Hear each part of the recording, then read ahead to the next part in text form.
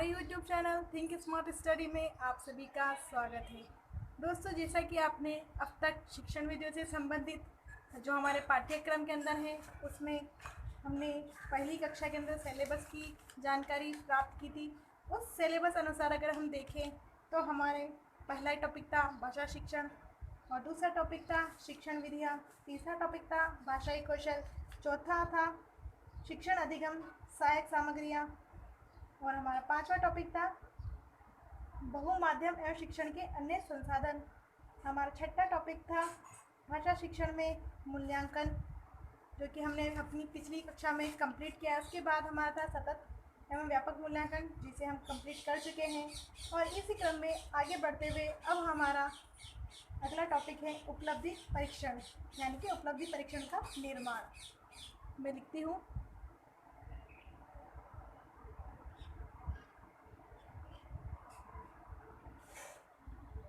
उपलब्धि परीक्षण।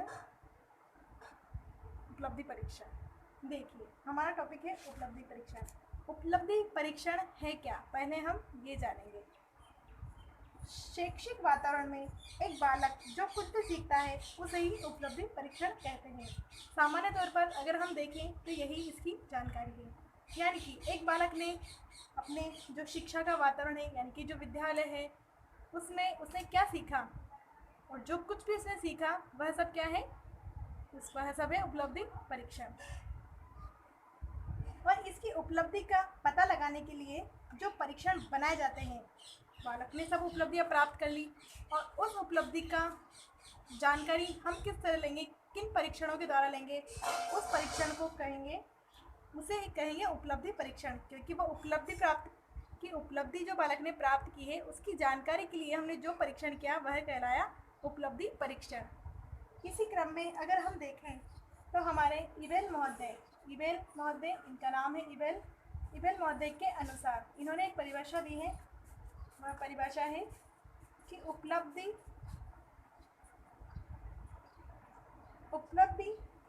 परीक्षण वह विकल्प है। देखिए, विकल्प का मतलब माध्यम हो सकता है। विकल्प से आप भली भांति परिचित है, यानी कि इबेल ने कहा है उपलब्धि परीक्षण वह विकल्प है जो शिक्षार्थी, यानी कि शिक्षार्थी के द्वारा प्राप्त ज्ञान, कौशल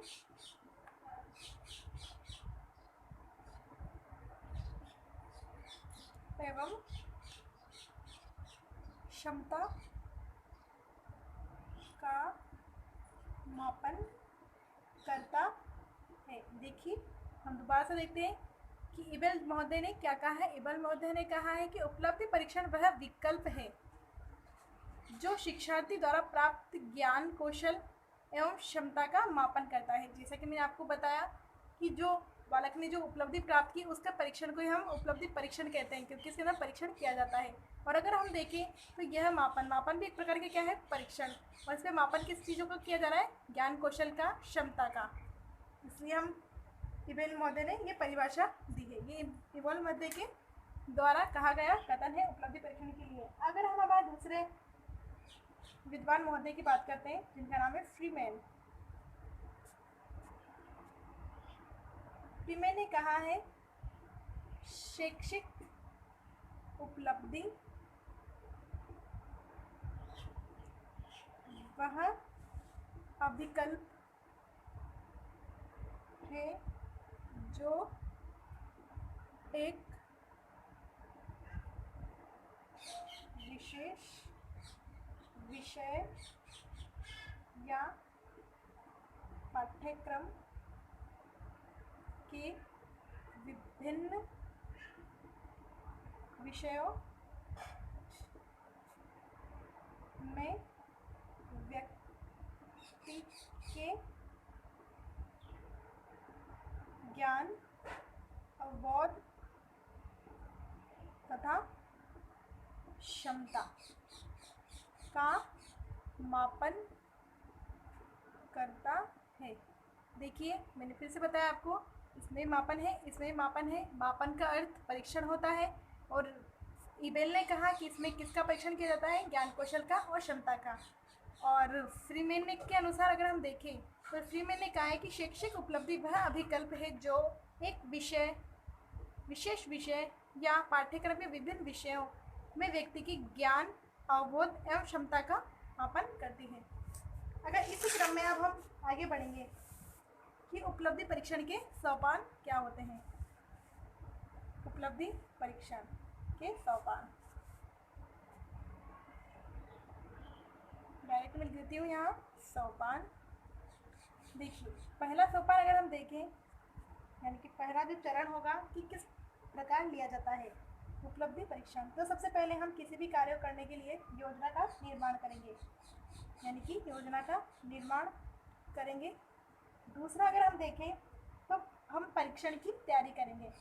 हम पहले योजना बनाएंगे कि किस रूप में लिया जाएगा और बालक से क्या क्या प्रश्न पूछे जाएंगे या बालक से विभिन्न कौन कौन सी क्रिया करवाई जाएगी, किस अनुसार बालक का परीक्षण किया जाएगा, इसकी हम योजना बनाएंगे। उस अनुसार फिर परीक्षण की तैयारी की जाएगी। तीसरा सोपान होगा हमारा परीक्षण।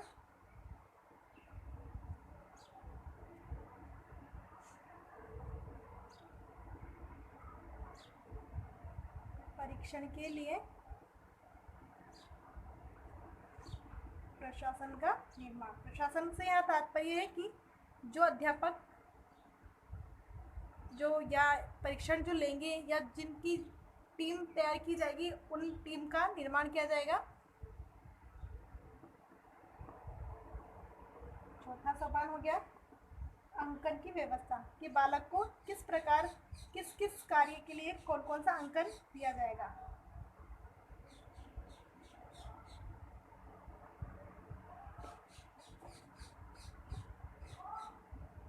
उनकी अंकन की व्यवस्था की जाएगी।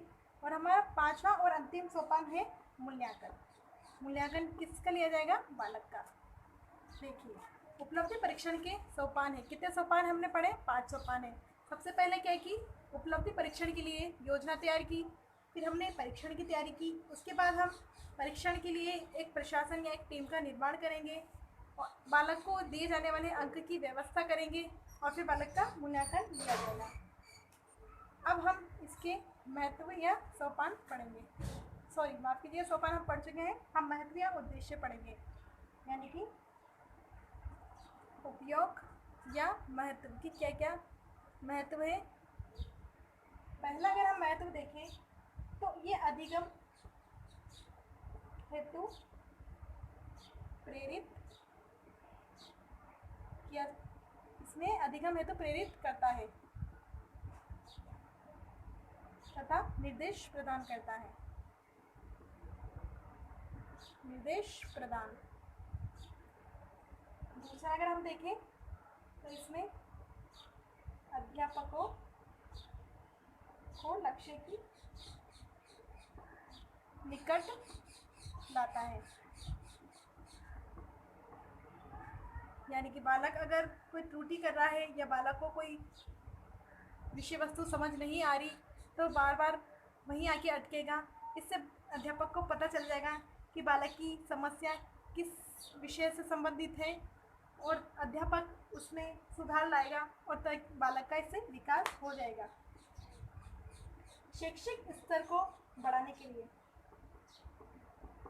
शैक्षिक स्तर को बनाए रखने के लिए चौथा अगर हम देखें तो चौथा होगा शैक्षिक एवं विभागों का परीक्षण करना।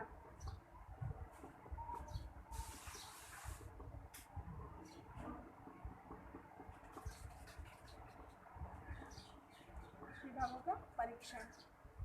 पांचवा हम देखें तो इसमें होगा शैक्षिक मार्ग दर्शन प्रदान करना। और हमारा छठा उपयोग या महत्व हम देखें तो वह होगा शिक्षण विधि के उपयोग में सहायक।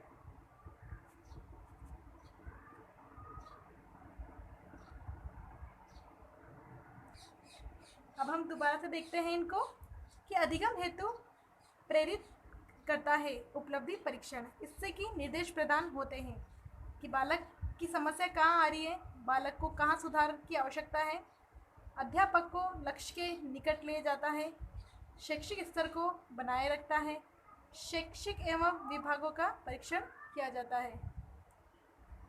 शिक्षक मार्गदर्शन प्रदान करता है, यानी कि शिक्षक को मार्गदर्शन प्रदान होता है, इससे शिक्षण विधि के उपयोग में सहायक है। अगर अब हम देखें तो उपलब्धि परीक्षण का वर्गीकरण इस प्रकार, हम उपलब्धि परीक्षण का अब वर्गीकरण करेंगे। देखिए, अगर हम उपलब्धि परीक्षण के प्रकार पढ़ें तो दो प्रकार के होंगे। दो प्रकार होंगे,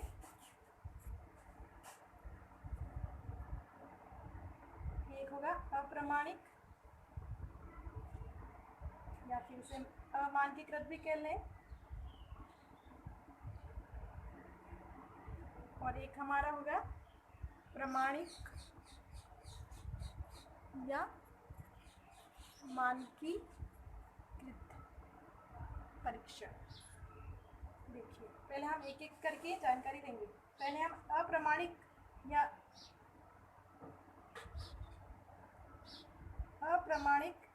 मानकीकृत के बारे में हम चर्चा करेंगे। देखिए, यह हो जाता है सरलता से तैयार, यानी कि सरलता से पूर्व, यानी कि सफलता पूर्वक यह तैयार हो जाता है। कैसे तैयार हो जाएगा मैं बताती हूँ। सफलता पूर्वक इस प्रकार तैयार होगा क्योंकि इसके अंदर अध्यापक अपने स्तर अनुसार इसको उपयोग में लेता है, और जब अध्यापक अपने स्तर के अनुसार इसमें उपयोग में लेगा तो अध्यापक को पता होगा कि हमें किस अनुसार कब कितना किस आधार पर प्रयोग में लेना है, तो अध्यापक को इसका प्रयोग करने में आसानी होती है या प्रयोग करने में आसान हो जाता है। अध्यापक अपने स्तर अनुसार उपयोग करता है, जैसा कि मैंने आपको बताया। अध्यापक अपने स्तर उपयोग में लिया जाता है। और अगर अब हम देखें तो इसके परिणाम विश्वसनीय होते हैं। अविश्वसनीय, इसके जो परिणाम है यह अविश्वसनीय होंगे। देखिए, माना कि अप्रमाणिक या अमानकीकृत किस प्रकार होगा। यह इस प्रकार होगा कि जैसे कि मान लीजिए हमें हमारे मित्र से या हमारे पास की किसी दुकान से कोई सामान लाना है। अब हम उस दुकान पे सामान लेने गए, लेकिन वहाँ पे उपस्थित नहीं था तराजू। तराजू के अभाव में हमारे जो किराना वाला था उसने कहा कि मेरे पास तराजू नहीं है। तो हमने कहा कोई बात नहीं, हमें आवश्यकता अधिक है, तो आप जैसा है उस अनुसार अपने अंदाजे से हमें दे दो। अंदाजे में अब हमारे पास ज़्यादा भी आ सकता है और कम भी आ सकता है। तो यह क्या हो गया, इसमें अविश्वसनीयता बनी, क्योंकि हमें इस पर विश्वास नहीं है कि कितना है, कम है, ज़्यादा है। और दूसरा है कि हमने अपने स्तर के अनुसार इसको प्रयोग किया कि स्थिति कैसी थी, हमारे पास तराजू का अभाव था, तो तराजू के अभाव में हमने अपने स्तर अनुसार कहा कोई बात नहीं, अंदाजे से दे दो। हो सकता है हमारे पास सामान की भी उपलब्धि ना हो, हम कोई दूसरी ब्रांड का सामान लेने जा रहे हो, परंतु उस दुकान पे वह न हो, तो हम कहेंगे कोई बात नहीं, हमें आवश्यकता है तो दूसरा दे दो। यानी कि ये सब किस पर निर्भर हुआ, स्तर के अनुसार। तो हमने इसका प्रयोग किस अनुसार किया, स्तर के अनुसार। इसके बाद इसका सरल लिए इसकी विश्वसनीयता नहीं होती और ये अमानकीकृत है, क्योंकि यह मानव द्वारा निर्मित नहीं है, या क्योंकि मानव मानकीकृत का अर्थ होता है कि इनके कोई मापदंड नहीं है, जैसे परिस्थिति हुई उस अनुसार प्रयोग में ले लिया, इसलिए ये मानकीकृत नहीं हुए। अगर अब हम देखें तो हमारा अगला है प्रमाणित या मानकीकृत, यानी कि जो मापदंडों पे या निश्चित आधार पर आधारित हो। जैसा कि हमने देखा, इसका अगर हम तुलना करें तो अब इस अनुसार हम देखेंगे कि यह अगर सरलतापूर्वक तैयार किया जाता है तो इसको तैयार करने के लिए एक योजना बनाई जाती है, यानी कि योजनाबद्ध तरीके से तैयार किया जाता है। दूसरा अगर हम देखें तो यह अध्यापक अपने स्तर के अनुसार उपयोग में करता है, तो विशेष मापदंडों को पूरा करते हुए निर्मित किया जाता है, यानी कि इसके लिए एक विशेष मापदंड होने चाहिए।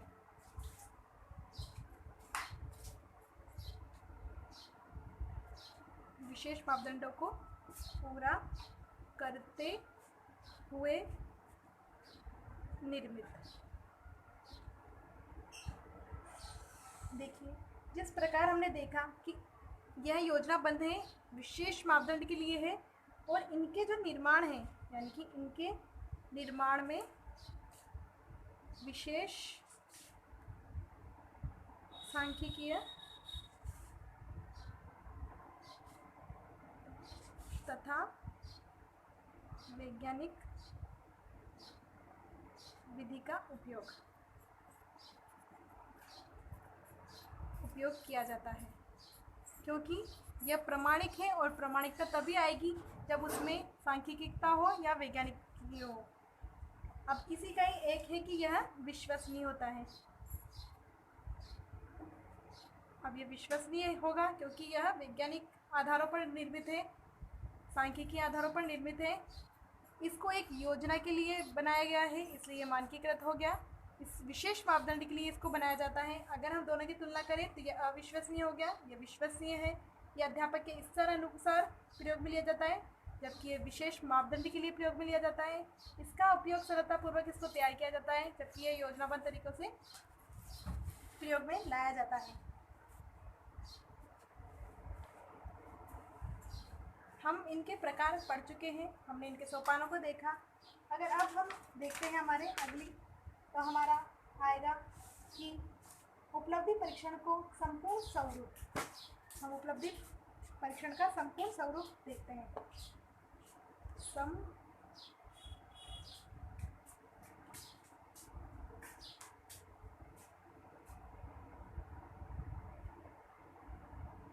संपूर्ण स्वरूप देखिए, मैंने इनका वर्गीकरण किया है। सबसे पहले हम देखते हैं उपलब्धि परीक्षण।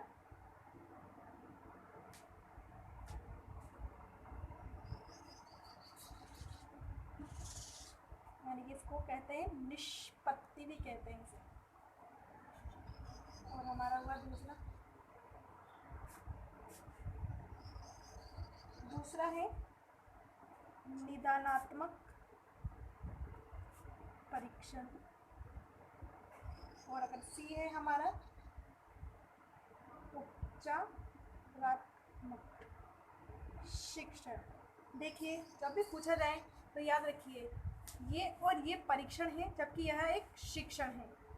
उपलब्धि परीक्षण, बालक की उपलब्धि को जानना।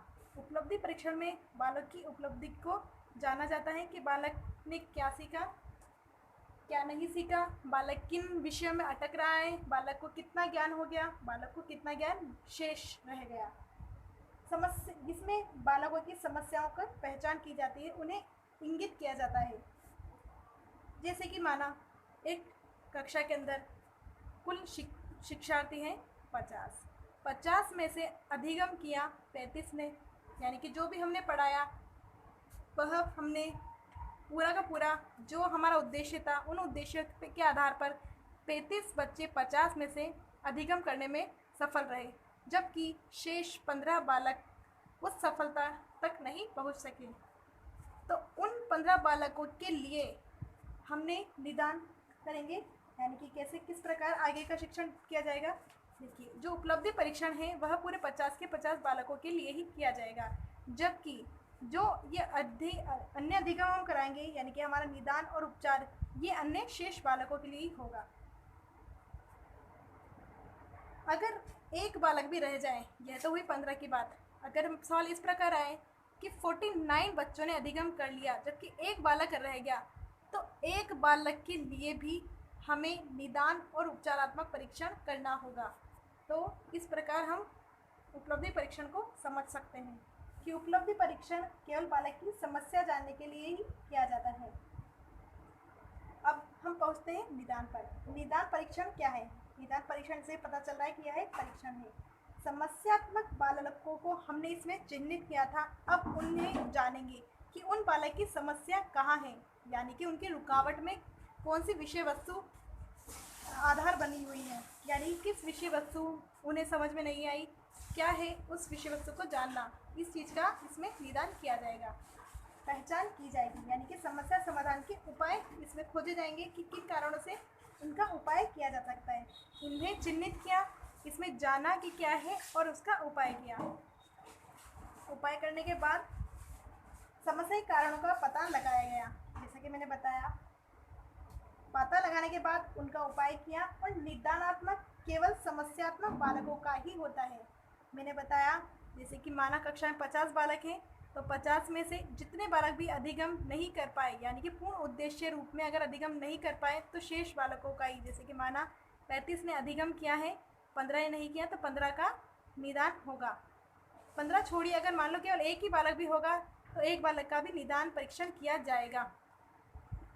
इस आधार पर अगर अब हम जाने उपचारात्मक शिक्षण, तो उपचारात्मक शिक्षण समस्या के कारणों को दूर करते हुए पुनः शिक्षण देंगे।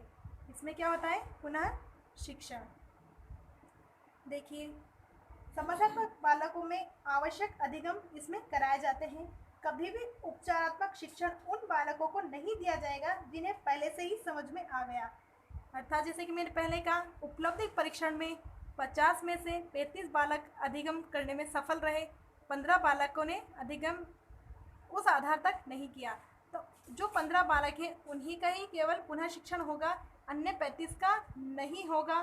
सवाल आपसे इसी रूप में पूछा जाएगा, क्योंकि अगर हम सामान्य रूप से देखें तो हमारी दृष्टि यही रहती है कि कोई बात नहीं, अगर कक्षा में बालक दोबारा बैठेगा तो उसे ज़्यादा समझ में आएगा, पर यह धारणा नहीं है।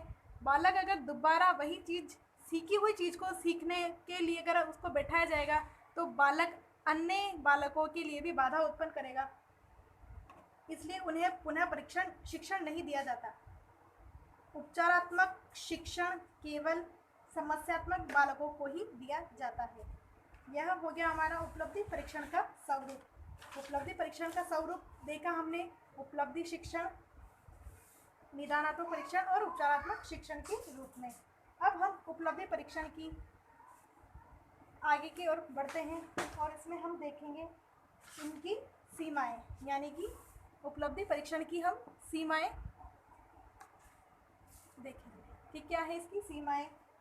कभी कभी उपलब्धि परीक्षण के प्रयोग से अध्यापक अपने शिक्षण को इतना कठोर बना लेते हैं कि बालक का वास्तविक उद्देश्य ही समाप्त हो जाता है, यानी कि शिक्षण का कठोर हो जाना और बालक के उद्देश्य, बालक के वास्तविक उद्देश्य समाप्त हो जाना। दूसरे अगर हम देखें तो प्राय शिक्षा के समस्त क्षेत्रों में इनका मानकीकरण हानिकारक होता है, यानी कि जो इनका मानकीकरण है वह हानिकारक होता है।